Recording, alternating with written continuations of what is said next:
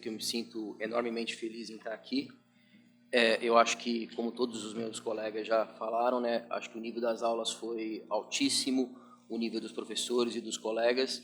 E um dia desses, aí, uma colega aqui do mestrado, a Luciana Guiar, escreveu uma coisa no LinkedIn, né, que ela falou: eu tomei a decisão certa em fazer o mestrado profissional da FGV. E eu quero repetir essas palavras, porque eu acho que foi uma das decisões mais acertadas que eu tive aí, e realmente foi um processo muito enriquecedor.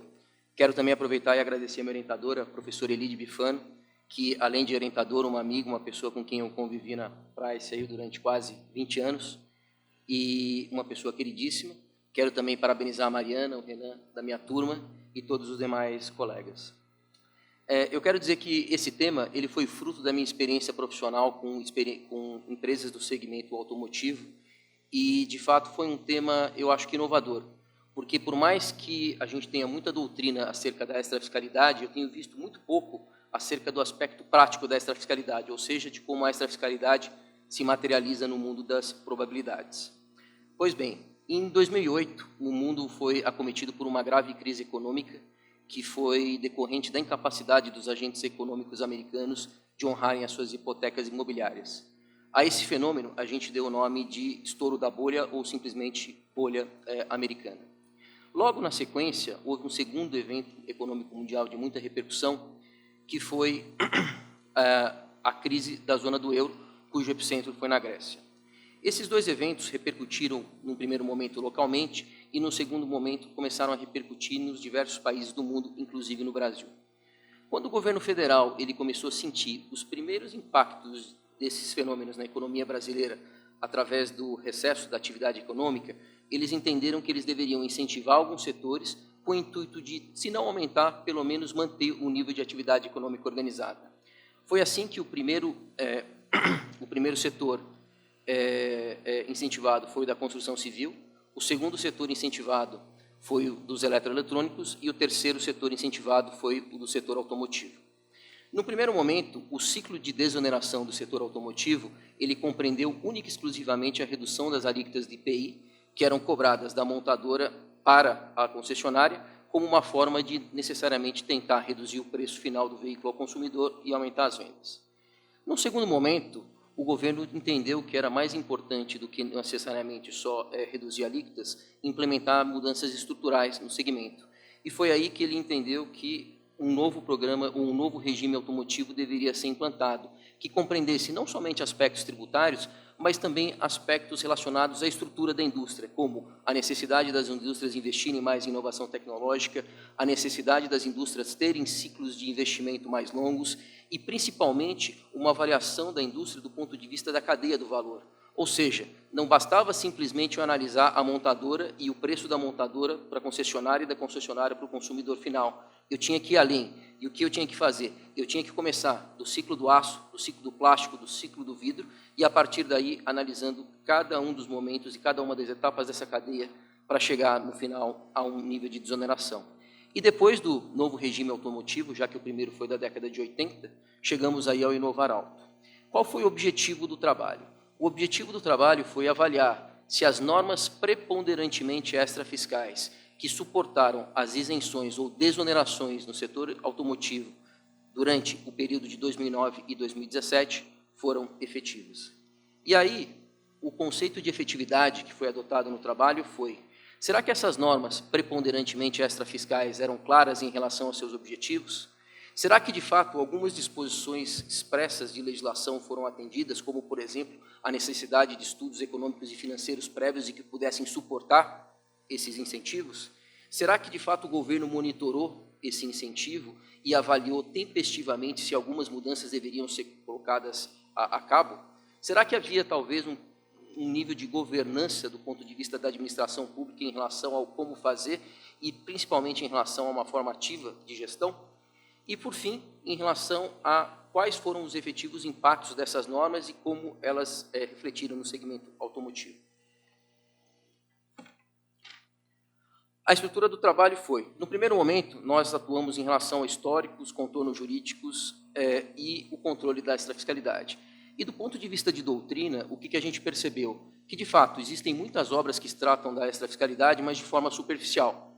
Todo mundo, na verdade, tende a analisar a extrafiscalidade a partir da fiscalidade. Quando a gente trata de fiscalidade, a gente fala de custeio, de manutenção, de arrecadação. Quando a gente fala de extrafiscalidade, a gente está falando do algo a mais além da função meramente arrecadatória, ou como o professor Geraldo Tariba diz, né, são, na verdade, condutas estimulantes não necessariamente vinculadas à arrecadação. Só que uma coisa que eu percebi é que o estudo da extrafiscalidade parava aí, ou seja, parava nos seus contornos constitucionais, parava nos crivos de validade, mas ninguém ia além e olhava exatamente o que acontecia depois da extrafiscalidade. Será que, na medida em que eu concedia um incentivo fiscal para um determinado segmento, esse incentivo era válido? Será que, de fato, esse incentivo fazia sentido no bojo daquela indústria? Será que os objetivos da norma foram atingidos? E, a partir daí, a gente começou a desenvolver o trabalho. No segundo momento, a gente tratou dos tipos de normas preponderantemente extrafiscais em detalhe, falando de isenção, de incentivos, de crédito presumido, incentivos financeiros também. E aí a gente começou a dissecar o tema. No primeiro momento, a gente tratou da extrafiscalidade do ponto de vista do direito financeiro e do direito tributário. Por quê? Porque a gente não pode dissociar a extrafiscalidade e entender ela como um fenômeno eminentemente tributário. A gente tem que partir da lei de responsabilidade fiscal, nas hipóteses de renúncia de receita e de empenho de despesa, e, a partir daí, perpassar o direito tributário e, subsequentemente, entrar no mundo das probabilidades, porque é ali que, de fato, ela acontece. Subsequentemente, a gente foi para a extrafiscalidade e resultado. E por quê?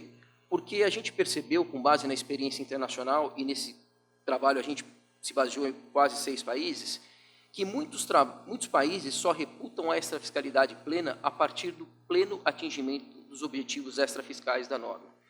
E, pesquisando ainda um pouco a doutrina internacional, nós nos esbarramos num aspecto muito interessante, que é a psicologia atrelada ao direito tributário, do qual nós nos dedicamos algumas páginas a isso.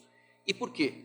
Porque, na visão dos doutrinadores estrangeiros, não é possível prever as reações do particular aos estímulos ou desestímulos decorrentes das normas essencialmente extrafiscais. E por quê? Porque eu posso conceder uma redução de alíquota, essa redução de alíquota ela pode repercutir no preço, mas não necessariamente o consumidor vai lá e vai comprar mais. E por quê? Porque eu tenho demanda elástica, eu tenho demanda inelástica, eu tenho outros aspectos econômicos que têm que ser considerados.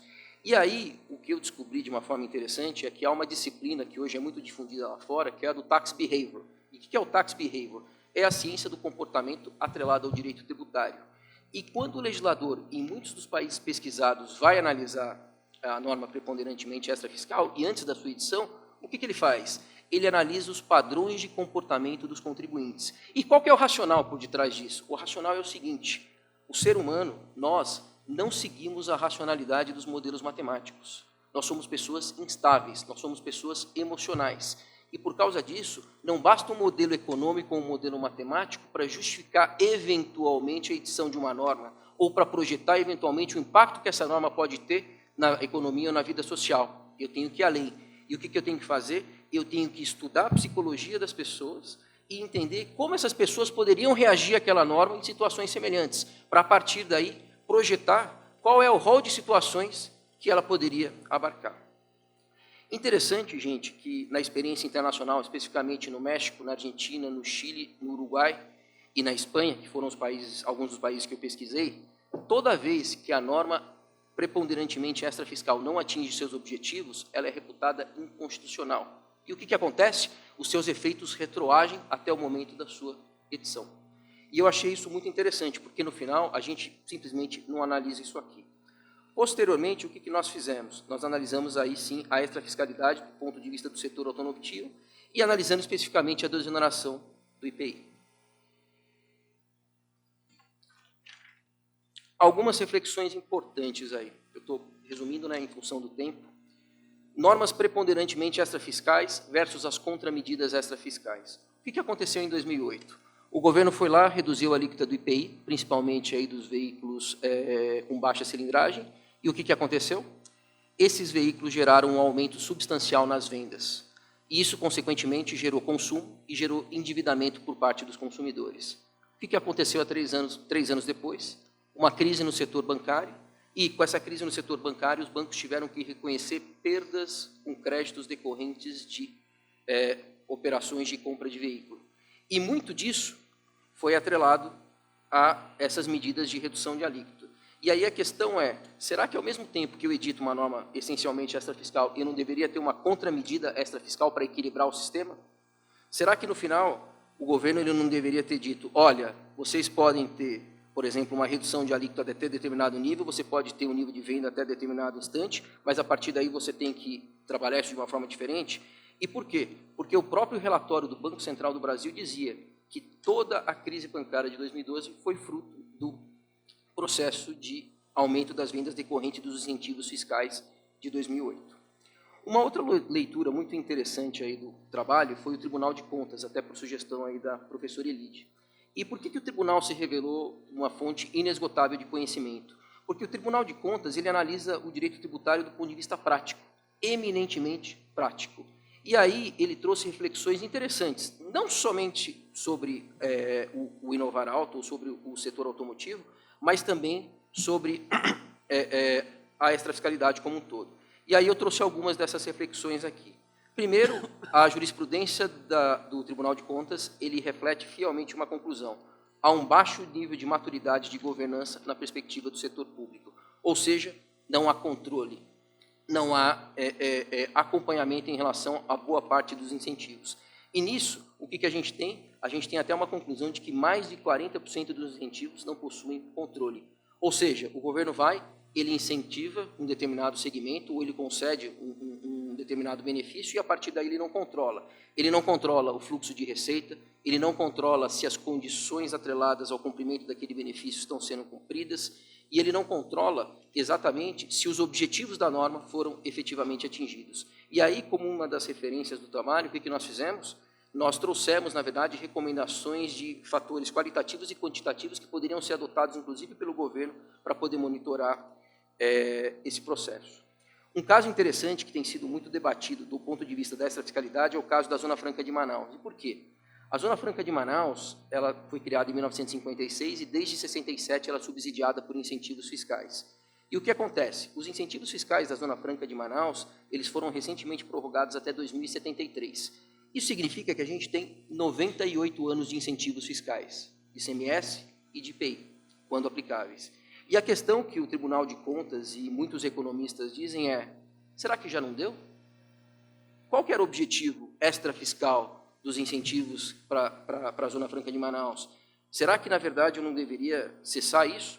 Qual que é o benchmark? O benchmark, por exemplo, pode ser os Estados Unidos, no caso do Alasca, no qual os Estados Unidos incentivou durante 15 anos a entrada de empresas no Alasca, depois que ele viu que as empresas não iam ou que, na verdade, isso não ia para frente, o que ele fez? Ele revogou os incentivos fiscais e entendeu que, de fato, aquilo era uma zona de preservação ambiental. E aí, tem uma frase de um excelente professor que diz, se eu estou incentivando uma determinada região, alguém está pagando a conta. E, certamente, somos nós, contribuintes, que estamos pagando essa conta. E esse é um caso emblemático porque tem sido muito debatido.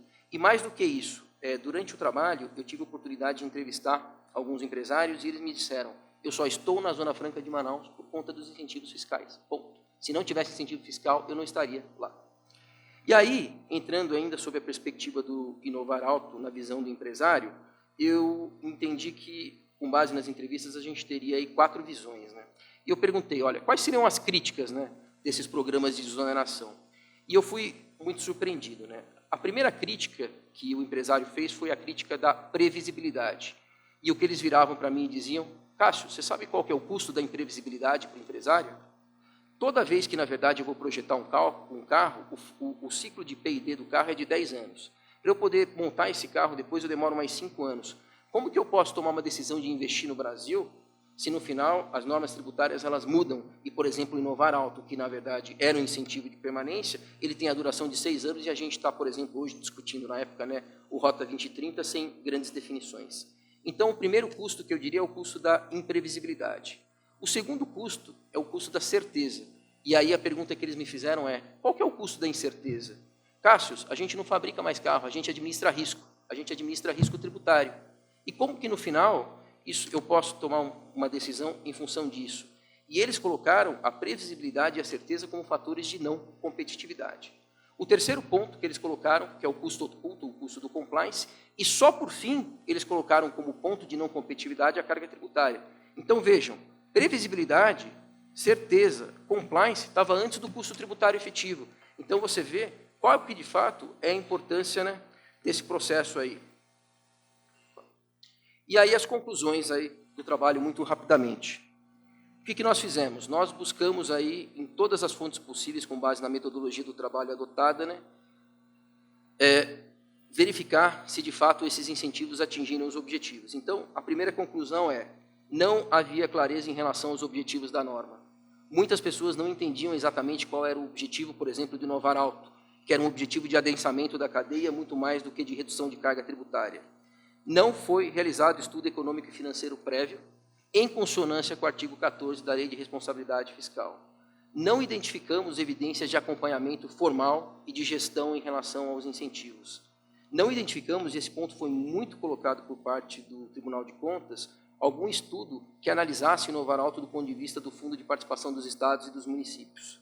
Não foi identificado também estudo de impacto decorrente do Inovar Alto. Esse ponto, inclusive, recentemente foi confirmado pelo MIDIC, que, no final, transitou do Inovar Alto para o Rota 2030 e a gente, infelizmente, ainda não tem uma definição de quais foram os impactos do Inovar Alto.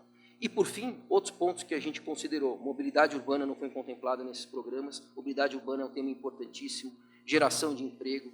A tributação ambiental, que na doutrina internacional é um aspecto importantíssimo do ponto de vista da extrafiscalidade, não foi contemplada. E como recomendações, a gente colocou dentro do trabalho uma série de recomendações, de novo, que pudessem ser adotadas pelo governo para gerenciar esses incentivos, para gerenciar as hipóteses de renúncia de receita e para, a partir daí, né, avaliar, talvez de uma forma mais proativa, né, o momento em que eu devo, por exemplo, modificar um incentivo. E esse é um aspecto também muito importante. Por quê? Porque a gente constatou, com base em benchmarkings internacionais, que depois de 2 anos ou 3 anos, sem resultado, o legislador no exterior ele automaticamente muda a legislação e já coloca outros pontos aí. Enfim, eram esses os principais aspectos aí do trabalho aí nos 15 minutos.